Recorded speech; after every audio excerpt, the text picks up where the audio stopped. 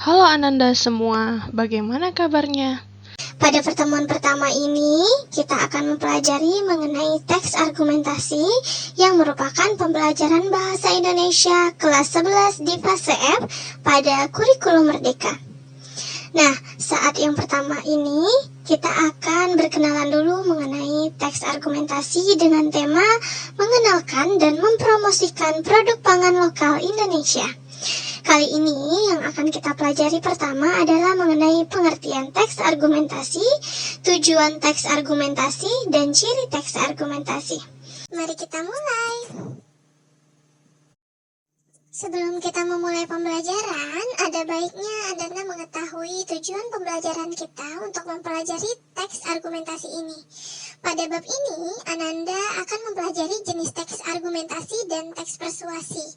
Dalam bab ini juga akan digali lebih dalam tentang ciri-ciri kedua jenis teks tersebut dan langkah-langkah membuat kedua jenis teks tersebut.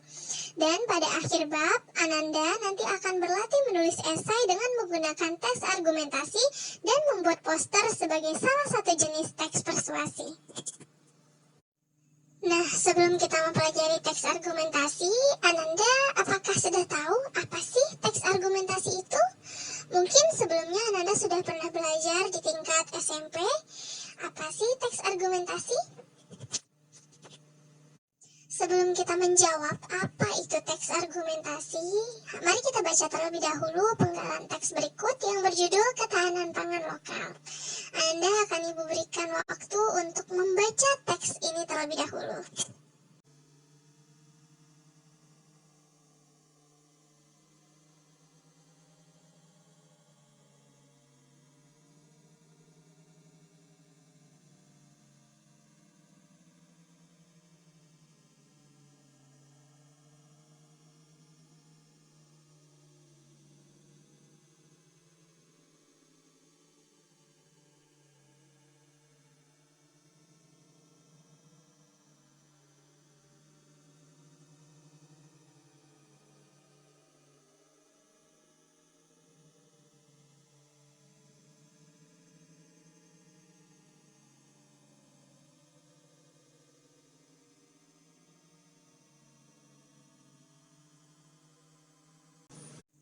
Nah, apakah Ananda sudah selesai membaca teks tersebut? Bagaimana pendapat Ananda mengenai teks argumentasi tersebut? Nah, pada teks tersebut kita ketahui bahwasannya selain beras, Indonesia juga memiliki sumber pangan yang lain, yaitu sagu. Apalagi ternyata Indonesia memiliki lahan sagu terluas di dunia, yang merupakan potensi terbaik dalam pengelolaan dan ketahanan pangan lokal Indonesia. Hanya saja kita masih terkendala dalam pemanfaatan sagu dan juga masih kurangnya perhatian terhadap sagu ini. Padahal kita memiliki potensi yang sangat besar. Nah, dari teks tersebut sudah bisa disimpulkan apa sih itu teks argumentasi? Teks argumentasi adalah teks yang berisi opini penulis yang disertai alasan dan pembuktian yang didukung oleh fakta, disampaikan secara logis dan objektif, dan bertujuan untuk meyakinkan dan mempengaruhi pembaca. Nah, kembali lagi pada teks tadi, bahwasannya di dalam teks tersebut dijelaskan bahwa penulis ingin meyakinkan bahwasannya selain beras, Indonesia juga memiliki potensi pangan lain, yaitu sagu. Nah, ia menyampaikan fakta-fakta bahwasannya Indonesia memiliki lahan sagu terluas di dunia. Hanya saja masih kurang perhatian. Dan itu merupakan fakta dan juga opini yang disampaikan oleh penulis untuk meyakinkan dan mempengaruhi pembaca. Bagaimana? Sudah bisa dipahami mengenai pengertian teks argumentasi? Setelah kita memahami pengertian teks argumentasi, nah menurut Ananda, apa sih tujuan teks argumentasi itu dibuat? Ada 4 tujuan teks argumentasi itu dibuat, kita akan bahas satu persatu. Pertama, teks argumentasi itu ditulis untuk mengungkapkan pandangan atau pendapat penulis. Keberagaman berpikir dalam memandang suatu permasalahan atau peristiwa diekspresikan dalam bentuk teks argumentasi. Jadi, tidak heran jika dalam teks argumentasi pada topik yang sama kita akan melihat berbagai pandangan, karena itu tergantung dari sudut pandang mana penulis menulisnya. Yang kedua, untuk memengaruhi tingkah laku saat pandangan atau pendapat penulis dituangkan dalam teks yang jelas, logis, dan berdasar data, maka pembaca dapat menarik kesimpulan dan berpendapat yang kemudian dapat memengaruhi tingkah laku pembaca terhadap isu yang sedang dibahas. Nah, teks argumentasi ini dibuat berdasarkan opini penulis, itu bertujuan untuk memengaruhi cara berpikir pembaca, supaya pembaca juga secara tidak langsung menyetujui atau berpikir hal yang sama sebagaimana penulis arahkan, yang penulis mengungkapkan opininya juga berdasarkan data-data yang mendukung, sehingga dapat lebih membuat pembaca percaya mengenai apa yang diungkapkan oleh penulis. Yang ketiga, untuk menarik simpati pembaca, penulis dapat menarik perhatian pembaca dengan teks yang meyakinkan dan didapatkan dari penelitian. Sekali lagi, data yang didapatkan oleh penulis untuk menulis sebuah teks argumentasi dan disampaikan dengan data, itu akan mampu menarik simpati pembaca. Dan yang keempat, untuk membuktikan kebenaran secara logis, sehingga isu yang dibuat dan tersebar di kalangan masyarakat tidak lagi simpang siur kebenarannya. Jadi, teks argumentasi ini juga kadangkala digunakan untuk meluruskan pandangan masyarakat mengenai isu yang sedang beredar, tentunya diungkapkan melalui data dan fakta sehingga isu tersebut bisa diluruskan secara data yang benar.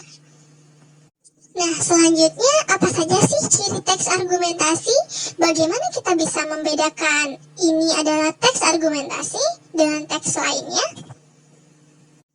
Ada 4 ciri teks argumentasi yang perlu kita ketahui. Yang pertama, teks argumentasi itu mampu menunjukkan bukti dan kebenaran dari suatu isu. Jadi, selain dia menjelaskan pandangan penulis mengenai suatu hal atau suatu isu, dia juga mampu membuktikan bukti-bukti dan data-data yang akurat yang mendukung isu tersebut. Lalu selanjutnya menggunakan bahasa denotatif atau bahasa yang sebenarnya tegas dan tidak berbelit-belit. Jadi dia tidak perlu menggunakan bahasa yang menggunakan pengungkapan, hanya menggunakan bahasa yang langsung dan tidak berbelit-belit sehingga dapat segera bisa dipahami oleh pembaca tanpa perlu mengartikannya lebih lanjut. Selanjutnya, ditulis berdasarkan analisis rasional atau berdasarkan fakta. Sekali lagi, poin penting dalam teks argumentasi adalah selain opini penulis juga dilengkapi dengan data dan fakta yang bisa dipercaya sehingga pembaca menyetujui dan bisa mempercayai opini tersebut. Dan yang terakhir, ditulis secara objektif sehingga dibutuhkan batasan dan menghindari nilai-nilai emosional. Nah, meskipun dia merupakan opini dari seseorang, tapi tidak memasukkan nilai-nilai emosional. Jadi, merupakan hal-hal objektif yang dilihat melalui pandangan seseorang, tapi tetap saja dia tidak subjektif, melainkan objektif, tidak memasukkan nilai-nilai emosional. Bagaimana bisa dipahami mengenai teks argumentasi? Nah, itulah tadi pembahasan kita mengenai pengenalan teks argumentasi, pengertian, tujuan, dan juga ciri teks argumentasi dengan tema ketahanan pangan lokal Indonesia. Bagaimana bisa dipahami untuk materi ini? Kali ini kita masih dalam teks argumentasi, namun dengan subtema struktur teks, jenis teks, dan kalimat fakta dan kalimat opini. Gimana? Sudah siap untuk belajar? Mari kita mulai. Kemarin kita sudah belajar bagaimana mengenai teks argumentasi, baik itu pengertian, ciri, lalu kita mengenal juga ide pokok yang terdapat dalam teks argumentasi. Lalu sebenarnya bagaimana sih struktur teks argumentasi itu? Paragraf apa saja yang membangun teks argumentasi? Apakah Ananda tahu? Ada 3 struktur teks argumentasi yang perlu kita ketahui. Yang pertama ada pendahuluan, setelah itu ada badan argumen, dan yang ketiga itu adalah kesimpulan. Kita akan bahas satu persatu. Pada bagian pendahuluan ini bertujuan untuk menarik perhatian, memusatkan perhatian, dan menunjukkan alasan topik tertentu perlu ditulis. Jadi di sini kita mengungkapkan isu-isu terkini, kenapa isu itu perlu dibahas, atau kenapa isu itu perlu diluruskan. Dan jangan lupa isu itu yang menarik perhatian sehingga orang-orang tertarik untuk membaca teks tersebut. Yang kedua, setelah kita membuat pendahuluan, selanjutnya kita lanjutkan dengan badan argumen. Bagian ini bertujuan untuk membuktikan kebenaran berdasarkan tesis atau pernyataan yang disampaikan. Kebenaran yang disampaikan harus dapat dianalisis, disusun dan disajikan dengan melakukan observasi, eksperimen, dan menunjukkan fakta yang ada. Jadi, setelah kita membuat pendahuluan, tibalah saatnya kita membuat badan argumen. Nah, di sini kita memaparkan fakta-fakta yang tentunya mendukung pendahuluan sebelumnya. Dan jangan lupa, fakta tersebut merupakan kebenaran ya. Fakta memang kebenaran. Dan kita tunjang dengan pendapat yang sesuai dengan fakta tersebut. Jangan lupa, harus yang bisa dianalisis, eksperimen, dan intinya sesuai dengan kebenaran dan fakta yang ada. Dan yang terakhir, setelah kita mengungkapkan argumen-argumen yang sesuai dengan fakta, selanjutnya kita membuat kesimpulan. Nah, pada bagian ini bertujuan untuk membuktikan bahwa kebenaran yang disampaikan kepada pembaca memang dapat diterima sebagai sesuatu yang logis. Jadi di sini kita simpulkan, kita buktikan bahwa kebenaran tersebut dapat diterima akal sehat, dan tentunya jangan lupa tujuan tersirat dari teks argumentasi adalah untuk mengajak atau membuat pembaca merasa berpikir bahwa yang kita buat itu adalah benar, atau berpikir hal yang sama dengan sudut pandang argumentasi yang dipaparkan. Karena memang sekali lagi teks argumentasi ini adalah teks yang objektif. Jadi ketika membuat teks argumentasi juga semuanya harus berdasarkan fakta dan objektif, tidak menyangkut dengan nilai-nilai emosional. Bisa dipahami kah? Untuk lebih jelasnya, berikut ada sebuah teks argumentasi yang sudah dibagi-bagi sesuai dengan strukturnya. Nah, di sini akan dibacakan pada pendahuluan, Indonesia adalah negara yang kaya akan keanekaragaman pangan dan budaya. Namun, sayangnya produk pangan impor semakin mendominasi pasar dalam negeri, mengabaikan potensi dan keunggulan produk pangan lokal di Indonesia. Dalam teks argumentasi ini akan dibahas mengenai pentingnya mendukung dan mempromosikan produk pangan lokal Indonesia. Produk pangan lokal Indonesia memiliki nilai ekonomi, lingkungan, dan budaya yang signifikan yang harus diapresiasi dan dilestarikan. Nah, di dalam teks ini yang diangkat adalah mengenai produk pangan lokal Indonesia yang perlu diangkat supaya kita tidak fokus untuk melakukan impor dari luar, karena ternyata Indonesia ini adalah negara yang kaya, apalagi produk pangan lokal kita tidak kalah dengan negara lainnya, seperti itu ya. Jadi pendahuluan di sini dia memulai dari Indonesia yang kaya, hanya saja ternyata masih masih bergantung pada negara luar. Padahal jika ditilik kembali, kita memiliki kekayaan yang mencukupi untuk mensejahterakan masyarakat Indonesia. Bagaimana bisa dipahami untuk pendahuluan? Selanjutnya ada badan argumen. Ibu akan bacakan teks yang terdapat pada badan argumen. Argumen pertama, kemandirian ekonomi, dukungan terhadap produk pangan lokal Indonesia merupakan langkah penting dalam membangun kemandirian ekonomi. Dengan membeli dan mengonsumsi produk pangan lokal, kita memberikan dukungan langsung kepada para petani, produsen lokal, dan pelaku usaha di sektor pertanian dan agribisnis. Hal ini menciptakan lapangan kerja, meningkatkan pendapatan masyarakat, dan mengurangi ketergantungan terhadap impor pangan. Selain itu, produk pangan lokal juga memicu pertumbuhan ekonomi lokal, menjaga aliran uang di dalam negeri, dan meningkatkan kesejahteraan masyarakat. Nah, pada argumen kedua, keberlanjutan lingkungan produk pangan lokal Indonesia umumnya diproduksi dengan metode pertanian yang lebih berkelanjutan dan ramah lingkungan.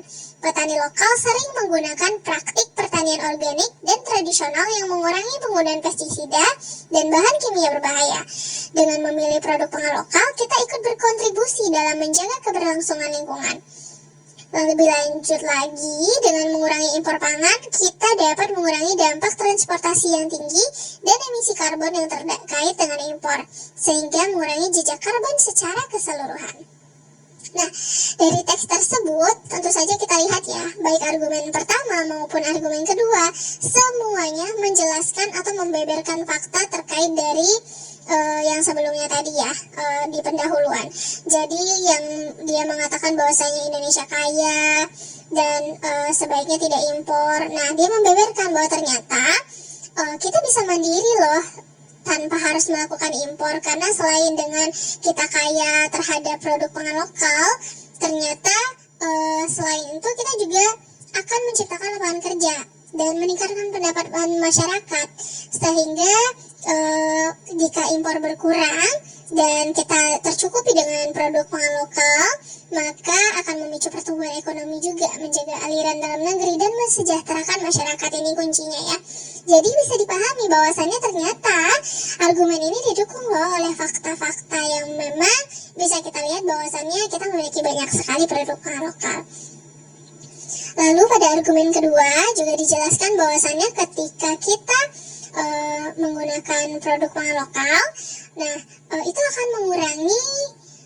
akan ramah lingkungan dan mengurangi penggunaan bahan kimia berbahaya, sehingga yang kita konsumsi pun lebih terjaga kemurniannya ya, seperti itu. Jadi argumen-argumen yang disampaikan ini berdasarkan fakta dan tentunya jauh dari nilai-nilai emosional dan objektif.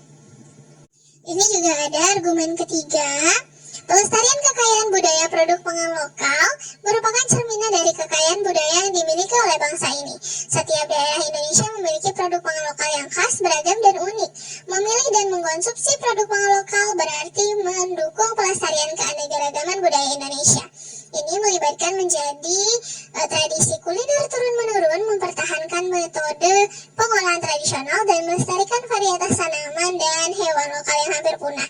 Dengan mengapresiasi dan mengkonsumsi produk pangan lokal, kita juga menjaga identitas budaya sendiri.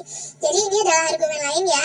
Kalau yang pertama tadi adalah bagaimana kemurnian, yang kedua kita terjauh dari karbon. Nah, kalau seperti yang argumen ketiga, ini intinya ternyata mengkonsumsi produk pangan lokal itu bisa mengolah atau melestarikan budaya Indonesia ya. Dan yang keempat kita lihat, keamanan pangan dan kualitas produk pangan lokal Indonesia seringkali melewati kontrol kualitas yang ketat dan proses produksi yang terjamin. Kita dapat memiliki keyakinan bahwa produk pangan lokal aman dikonsumsi dan memenuhi standar kualitas yang diperlukan. Selain itu, dengan membeli produk pangan lokal, kita dapat mengetahui asal-usul bahan baku dan mengurangi risiko terhadap adiktif atau bahan kimia yang berpotensi membahayakan kesehatan. Produk pangan lokal seringkali lebih segar karena proses pengolahan yang lebih singkat dan distribusi yang lebih lokal. Di sini dikatakan bahwasannya kualitas tentu lebih bagus ya, karena tidak perlu impor, karena impor itu membutuhkan waktu dan apalagi bahan-bahan yang seperti pangan itu lebih cepat busuk, sehingga tentu menggunakan pengawet yang itu pastinya tidak baik untuk kesehatan. Sedangkan kalau kita menggunakan produk pangan lokal itu karena distribusinya yang tidak terlalu jauh, waktunya juga lebih singkat, jadi masih segar sekali untuk dikonsumsi. Bagaimana? Argumennya menarik ya, dan sangat objektif sekali. Nah, pada kesimpulan, Ibu akan bacakan kembali. Penting bagi kita sebagai konsumen untuk mendukung dan mempromosikan produk pangan lokal Indonesia. Dukungan ini tidak hanya memberikan manfaat ekonomi bagi para pelaku usaha lokal, tetapi juga melindungi lingkungan dan melestarikan kekayaan budaya kita.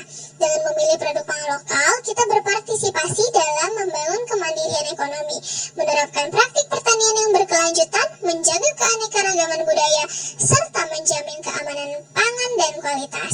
Marilah kita bersama-sama menjadikan produk pangan lokal Indonesia sebagai pilihan utama kita untuk kebaikan bangsa, lingkungan, dan budaya kita sendiri.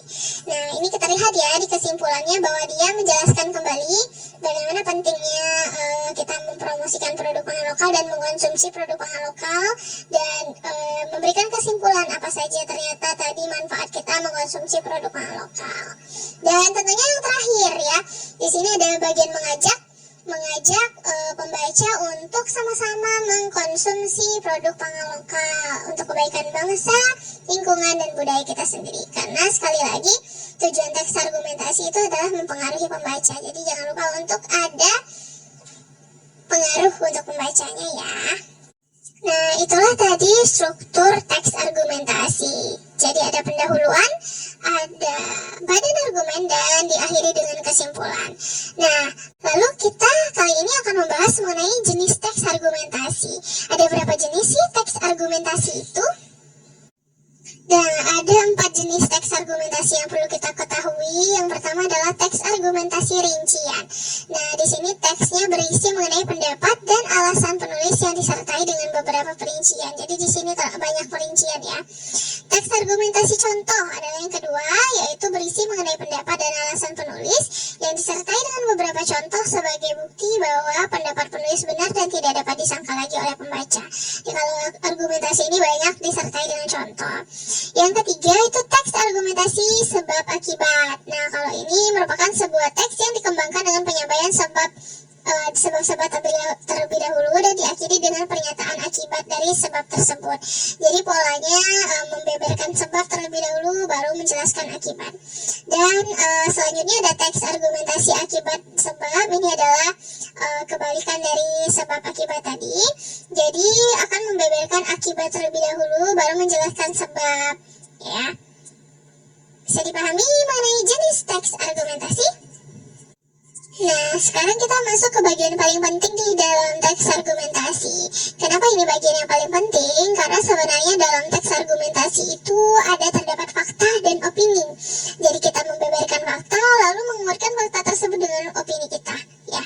Nah, sebelumnya apakah Anda tahu apa itu kalimat fakta dan kalimat opini? Yap, benar sekali. Kalimat fakta itu adalah kalimat yang berkenaan dengan peristiwa atau hal yang bersifat nyata dan telah atau sedang terjadi, serta ini kuncinya adalah dapat dibuktikan kebenarannya. Jadi kita bisa membuktikan kebenaran dari si kalimat fakta ini. Sedangkan kalimat opini adalah kalimat yang di dalamnya mengandung pendapat, pandangan, dan anggapan seseorang dan tentunya belum terbukti kebenarannya. Kita akan bahas perbedaan kalimat fakta dan kalimat opini. Kalimat fakta itu pertama pasti bisa dapat dibuktikan kebenarannya. Jika kita cek bisa dibuktikan kebenarannya. Kedua, biasanya dia memiliki data yang akurat, baik waktu, tanggal, atau tempat peristiwa. Selanjutnya dikumpulkan dari narasumber yang terpercaya. Jadi bisa divalidasi ya narasumbernya. Sekali lagi bersifat objektif, tidak terpengaruh oleh siapapun, dan biasanya bisa menjawab rumusan dari pertanyaan 5W1H. Apa, kenapa, kapan, di mana, mengapa, seperti itu ya. Mengapa kejadian yang menyatakan kejadian yang sedang atau telah pernah terjadi. Nah, ini supaya bisa dibuktikan kebenarannya. Sedangkan kalimat opini biasanya ini bersifat subjektif karena tergantung orangnya atau tergantung sudut pandang seseorang, dan biasanya disertai dengan pendapat, saran, dan uraian yang menjelaskan.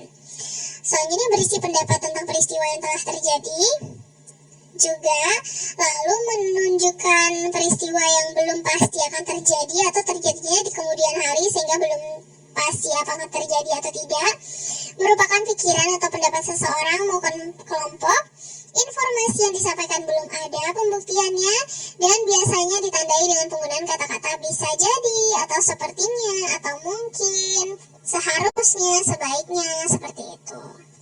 Nah, untuk lebih jelasnya kita akan bahas contoh dari kalimat fakta dan kalimat opini berikut. Nah, di sini ada hasil panen padi para petani di Kabupaten Ogan Komering Ulu meningkat 3% pada tahun 2013. Nah, ini bisa kita cek ya kebenarannya. Kita bisa lihat apakah benar meningkat 3% pada tahun 2013. Ini bisa karena pertama dilengkapi dengan data yang akurat juga yang bisa dicek kebenarannya. Kedua, banjir menyebabkan 3 anak di Kecamatan Ngawen, Blora hanyut terbawa arus menuju Sungai Lempuyan. Ini juga bisa ya kita cek karena dia disebutkan dengan jelas 3 anak di kecamatan mana, Blora, dan ini bisa kita cek kembali ke sana sehingga bisa kita buktikan kebenarannya. Selanjutnya, Dr. Budiman membuktikan bahwa karang gigi disebabkan oleh sisa kotoran yang menempel di akar gigi. Ini juga bisa dibuktikan karena ini adalah ilmu pengetahuan ya. Buktinya bisa kita lihat dari pelaku kasus-kasus korupsi yang ditangkap oleh KPK daerah. Nah, ini kenapa termasuk fakta? Karena ini dia menyebutkan di mana bukti bisa kita ambil dan itu fakta. Kemudian KPK juga sedang menyelidiki kasus alih fungsi hutan menjadi kawasan perkotaan dan pelabuhan. Nah, kenapa ini juga fakta? Karena dia menjelaskan, oh ternyata memang ini yang sedang dilakukan oleh KPK sekarang, seperti itu. Jadi bisa dicek melalui program kerjanya KPK gitu ya. Selain itu, KPK juga melakukan investigasi terhadap beberapa proyek bangunan. Ini juga bisa dicek kebenarannya. Nah, terkait program kerja. Sekarang kita lihat di bagian opini. Jika kenaikan BBM terjadi, maka akan muncul dampak kenaikan bahan pokok lainnya. Nah, ini kenapa ini opini? Nah, meskipun yang sering kali terjadi adalah benar akan memicu bahan pokok lainnya, tapi ini tidak bisa dipastikan. Kadang-kala bisa memicu bagian bahan pokok lainnya, kadang tidak gitu ya. Maka dari itu ini bersifat opini seseorang karena tidak bisa dibuktikan kebenarannya. Kurikulum Merdeka merupakan terobosan cemerlang dalam dunia pendidikan. Nah, menurut siapa cemerlang? Nah, ada yang memang mengatakan bahwasanya kurikulum Merdeka ini kurikulum yang terobosan yang cemerlang. Mungkin beberapa orang tidak berpendapat demikian.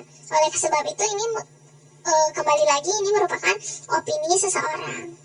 Ia seorang inspirator di dunia pendidikan nasional. Nah, ini kenapa merupakan opini? Karena tidak semua orang berpikir bahwasannya si Ia ini adalah seorang inspirator. Bisa jadi ada yang berpendapat biasa aja gitu, atau ada yang berpendapat dia bisa jadi visioner bukan inspirator atau orang yang bekerja gitu ya. Lalu program-program itu perlu terus dilanjutkan. Nah, ini juga tidak bisa disebut sebagai fakta karena tidak bisa dibuktikan kebenarannya dan tidak semua orang berpendapat bahwa itu perlu dilanjutkan atau tidak.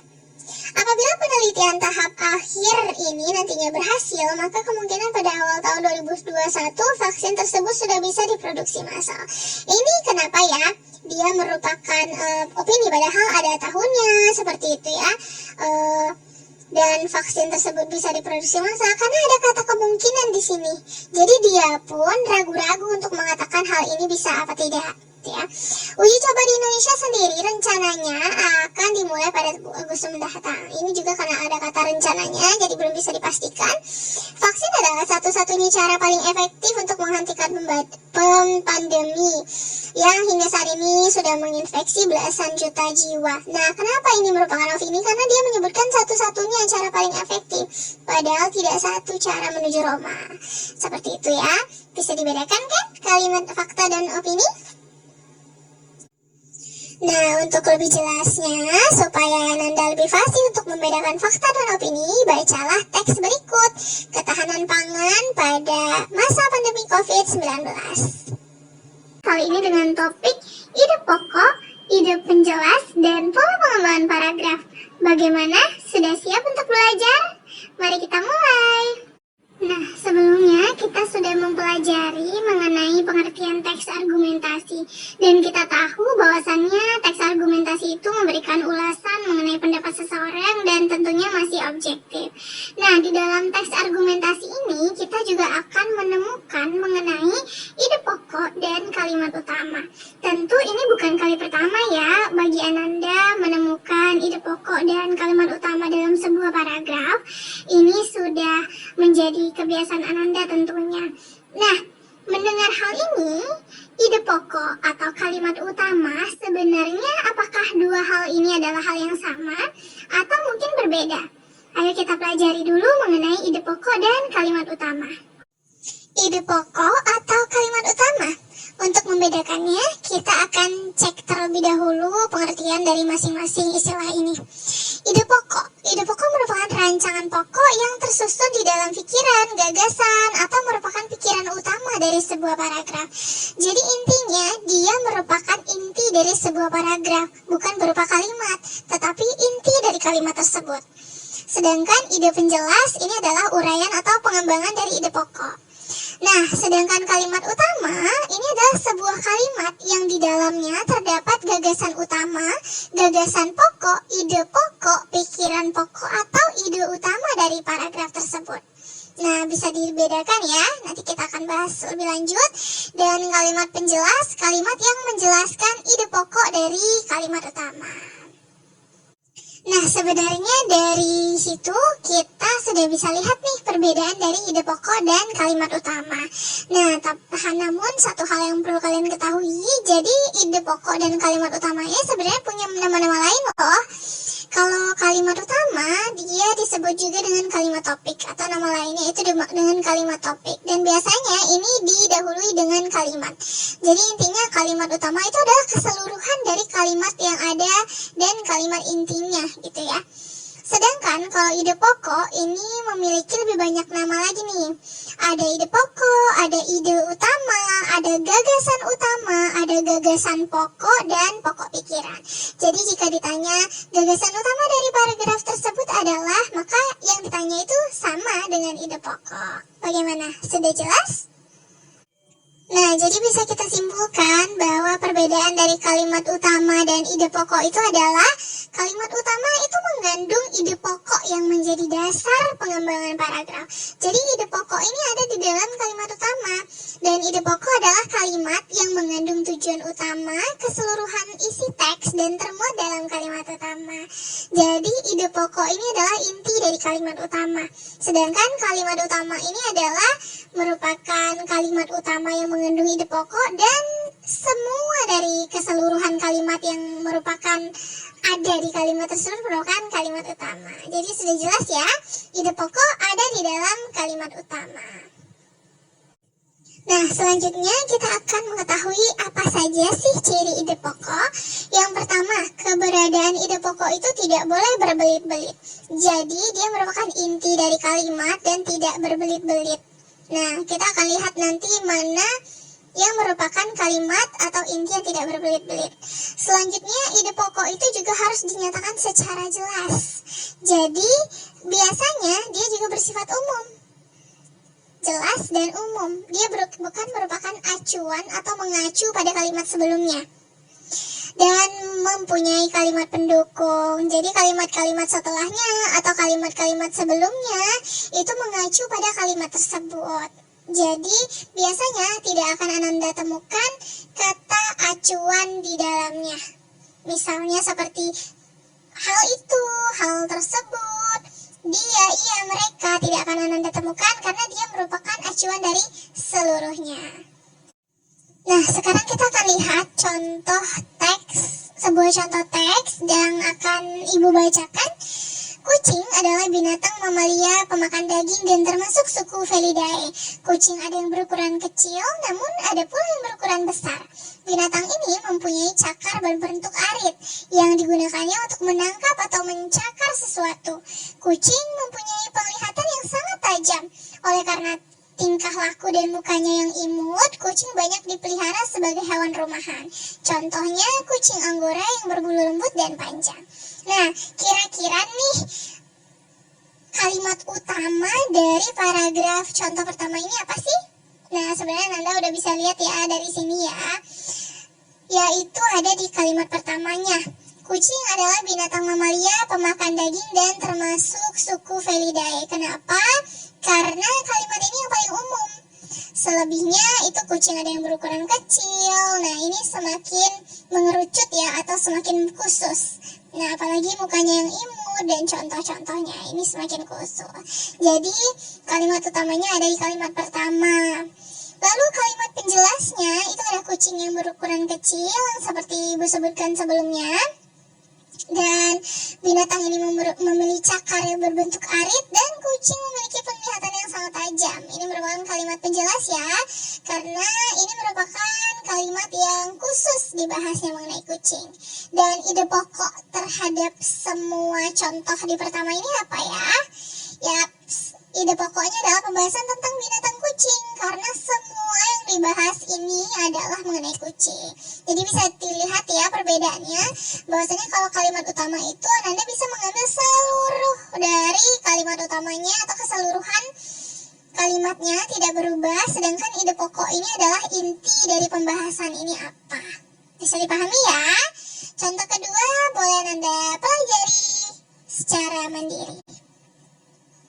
Nah, setelah kita tadi melihat contoh teks mengenai pembahasan ide pokok, jadi kita bisa ketahui bahwasannya cara menemukan ide pokok itu adalah pertama, kenali dulu tipe dan jenis paragrafnya. Jadi nanti kita akan belajar juga mengenai paragraf induktif dan deduktif ya. Lalu pahami perbedaan kalimat utama dan kalimat penjelasnya. Sekali lagi, cara cepatnya Anda bisa melihat apakah di sana ada kata acuan, ya. Lalu mencari kalimat utama dalam paragraf tersebut. Kita cari dulu mana kalimatnya yang paling umum ya. Lalu kalimat utama tersebut berisi gagasan pokok paragraf. Dan kalimat utama dapat terletak di awal atau di akhir. Ini tergantung dengan pola pengembangan paragrafnya berjenis apa. Kalimat utama itu berupa pernyataan umum yang diperinci dengan kalimat lain. Ya. Lalu kalimat utama itu tidak mengandung kata acuan. Nah, di sini nih sebenarnya intinya yang bisa Anda lihat. Seperti itu atau nya. Jadi kita tidak akan menemukan hal itu, hal tersebut atau dirinya, misal seperti itu di dalam kalimat utama. Kalimat utama itu biasanya juga mengandung kata kunci seperti yang terpenting atau adalah ini adalah definisi ya. Nah, biasanya kalau definisi itu paling awal dan merupakan kata yang paling umum. Atau pada prinsipnya biasanya digunakan pada pola pengembangan paragraf yang kalimat utamanya berada di akhir. Lalu sebagai kesimpulan, jadi dengan demikian intinya ini juga semuanya di akhir. Dan kalimat penjelas biasanya mengandung kata kunci seperti kata lain, hal itu, artinya, cara tersebut, hal tersebut, selain itu, karena hal itu, intinya semua adalah kata acuan. Jadi kalau ada kata acuan berarti dia bukan kalimat utama atau kalimat yang mengandung ide pokok. Bisa dipahami ya? Nah, selanjutnya kita akan membahas pola pengembangan paragraf. Pola pengembangan paragraf yang akan kita pelajari itu ada deduksi dan induksi. Sebenarnya ada lagi yang campuran. Nanti kita akan lihat bagaimana sih contohnya. Baik, kita akan melihat contoh pola pengembangan paragraf. Yang kali ini kita akan melihat paragraf deduksi terlebih dahulu. Ibu akan bacakan. Indonesia merupakan negara besar yang sedang giat meningkatkan perekonomian dan kesejahteraan warganya. Untuk meningkatkan perekonomian tersebut, Indonesia giat meningkatkan kegiatan produksi di segala sektor, khususnya sektor pangan. Pemerintah didukung oleh masyarakat sedang berusaha memenuhi kebutuhan pangan bagi lebih dari 270 juta penduduk Indonesia. Kebutuhan pangan bagi penduduk Indonesia yang jumlahnya sangat besar tersebut diharapkan bisa dipenuhi dari produk pangan lokal. Produk pangan lokal akan dipasok oleh petani-petani Indonesia yang mengolah lahan pertanian dengan cara modern dan menggunakan teknologi terbaik. Tugas pemerintah kemudian adalah membantu para petani dalam upaya meningkatkan hasil produksi pangan dari setiap musim panen. Nah, jadi dari sini bisa kita lihat ya, kita akan temukan terlebih dahulu ide pokoknya apa.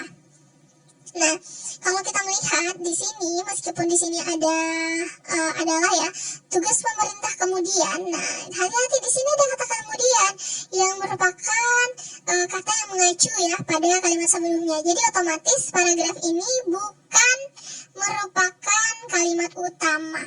Nah, coba kita lihat di awal, Indonesia merupakan. Nah, merupakan ini adalah bagian dari kata adalah ya, definisi. Nah, merupakan negara besar yang sedang giat meningkatkan perekonomian dan kesejahteraan warganya. Nah, di sini kita lihat ya, bahwasannya kalimat ini sangat umum nih. Negara besar yang berusaha meningkatkan kesejahteraan perekonomiannya. Lalu meningkatkan perekonomian tersebut. Nah, di sini kita lihat ada kata tersebut nih yang mengacu tentunya pada kalimat sebelumnya. Jadi bisa kita simpulkan bahwasannya ini merupakan kalimat utama, ya. Dan kalau kalimat utamanya ada di awal, maka ini disebut dengan paragraf deduksi, yaitu paragraf yang inti dari kalimat atau kalimat utamanya berada di awal paragraf, ya. Nah, sekarang kita lihat nih paragraf induksi. Kita bacakan. Berbagai jenis panganan tradisional yang kita kenal menggunakan pati sagu sebagai bahan dasarnya. Untuk mendapatkan pati sagu harus melalui beberapa tahap dan proses. Pertama, dilakukan pemilihan pohon yang akan ditebang, yang biasanya sudah berusia sekitar 810 tahun. Setelah pohon ditebang, dilakukan proses membersihkan batang pohon dan pemotongan batang pohon menjadi lebih kecil yang disebut dengan tual. Tual tersebut dibawa keluar dari kebun dan akan mengalami proses pemarutan dengan mesin parut. Serbuk hasil parutan tadi ditampung di dalam sebuah bak yang berisi air yang akan dikeluarkan melalui sebuah pipa yang telah diberikan saringan sehingga menjadi sagu cair. Sagu cair tersebut kemudian didiamkan kurang lebih selama 2 minggu hingga membeku dan menjadi sagu basah. Sagu basah itu kemudian dikeringkan di bawah sinar matahari sehingga menjadi tepung sagu. Begitulah proses panjang yang dilalui dari sebatang pohon sagu hingga akhirnya dapat menjadi pati sagu dan siap diolah menjadi berbagai macam jenis pangan. Nah, di sini kita lihat ya, di awal dan di akhirnya, berbagai jenis panganan tradisional yang kita kenal menggunakan pati sagu sebagai bahan dasarnya. Ya, lalu dia menjelaskan tahapan-tahapan bagaimana membuat pati sagu itu. Di akhir, begitulah proses panjang yang dilalui oleh sebatang pohon sagu hingga pada akhirnya menjadi pati sagu. Jadi karena ini semua merupakan proses pati sagu dan di sini dijelaskan bahwasannya ini merupakan proses pati sagu siap diolah menjadi bahan dasar berbagai macam jenis pangan, maka kalimat utamanya adalah yang di akhir ya. Bisa dipahami ya perbedaannya, dan kalau kalimat utamanya di akhir disebut dengan paragraf induksi. Oke, sudah jelas bukan bagaimana cara menentukan pola paragraf dan pola pengembangan paragraf? Nah, itulah tadi pembahasan kita mengenai ide pokok, ide penjelas, dan pola pengembangan paragraf. Nah, kali ini kita akan membahas mengenai langkah menulis teks argumentasi, kohesi dan koherensi dalam paragraf, serta konjungsi. Sudah siap untuk belajar? Mari kita mulai. Sebelumnya kita sudah belajar mengenai teks argumentasi, maka kini sampailah kita untuk mengaplikasikannya ke dalam sebuah tulisan. Nah, kira-kira bagaimana ya caranya untuk menulis sebuah teks argumentasi? Nah, langkah menulis teks argumentasi adalah sebagai berikut. Pertama, tentukanlah tema dan topik apa yang ingin kamu bahas. Nah, pilih topik itu yang ingin diargumentasikan dan pastikan topik tersebut menarik serta relevan agar menarik pembaca.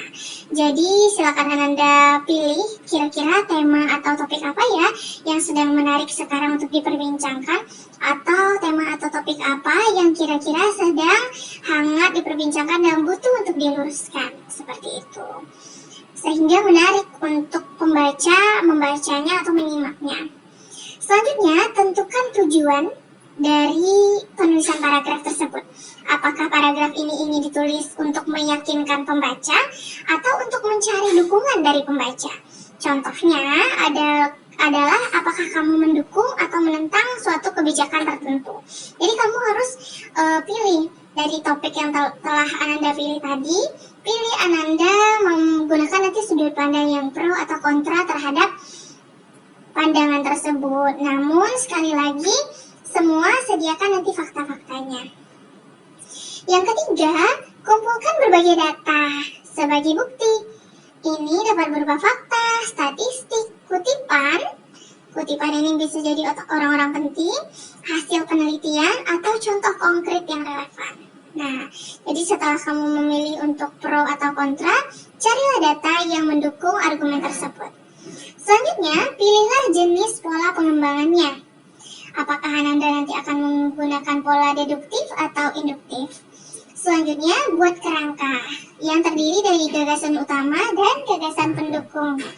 Dan terakhir, lengkapi dan kembangkan paragrafnya menjadi rangkaian yang utuh. Bagaimana? Mudah bukan untuk menulis teks argumentasi?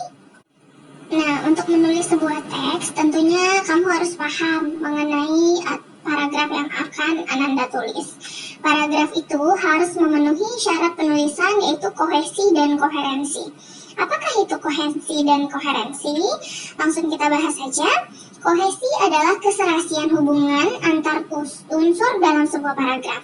Kohesi itu dapat berupa pengacuan, substitusi, pelepasan, penggunaan konjungsi, repetisi, sinonim, antonim, dan lain-lain. Jadi kohesi ini biasanya adalah berupa pengacuan, misalnya seperti yang tadinya kamu bercerita tentang gempa misalnya.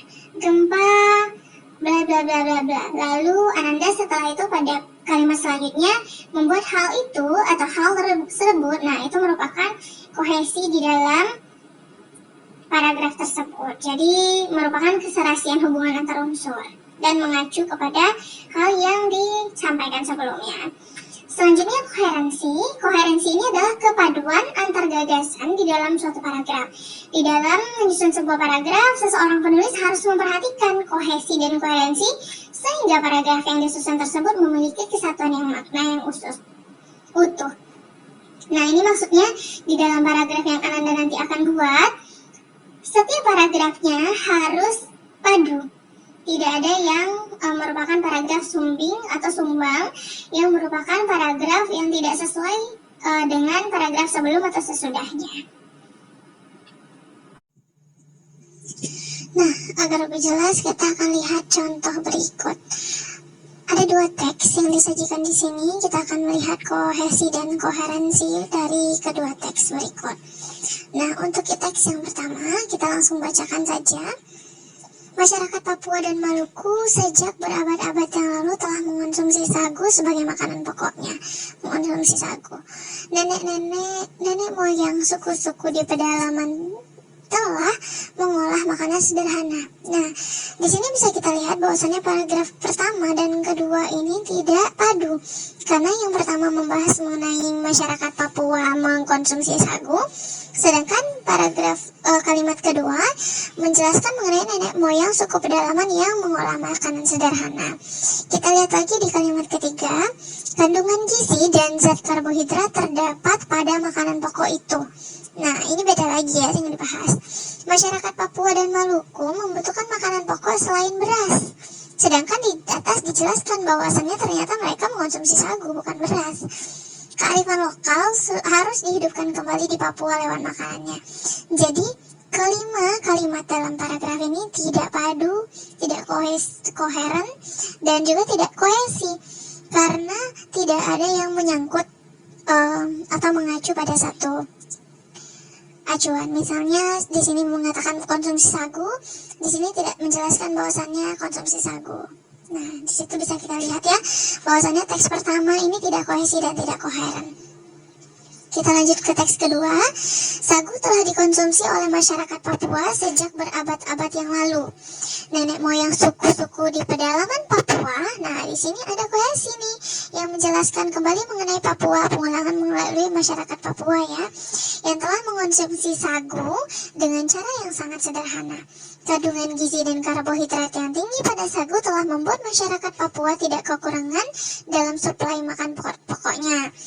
Sagu, nah di sini juga ada kohesi lagi, pengulangan mengenai sagu telah menjadi makanan pokok sebelum mereka mengenal beras yang dibawa oleh pendatang khususnya dari Jawa. Oleh karena itu, nah di sini ada konjungsi yang juga merupakan bagian dari kohesi. Kita sebaiknya menghidupkan kembali kearifan lokal dengan mengembalikan sagu sebagai makanan pokok di Papua. Nah, di sini bisa kita lihat ya, bahwasannya kalimat kedua ini kohesi dan koherensi. Karena selain mereka mengulang-ulang kata sagu sebagai kohesi, yaitu hal yang dibahas dalam paragraf ini, juga setiap kalimatnya padu di dalam paragraf ini. Sedangkan pada teks pertama, tidak ada pengulangan kalimat yang dibahas dan juga tidak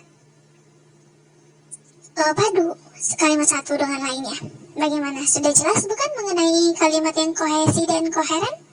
Sebelumnya tadi sudah dibahas bahwasannya setelah satu penanda sebuah teks mempunyai hubungan yang koheren, biasanya digunakan konjungsi atau kata hubung.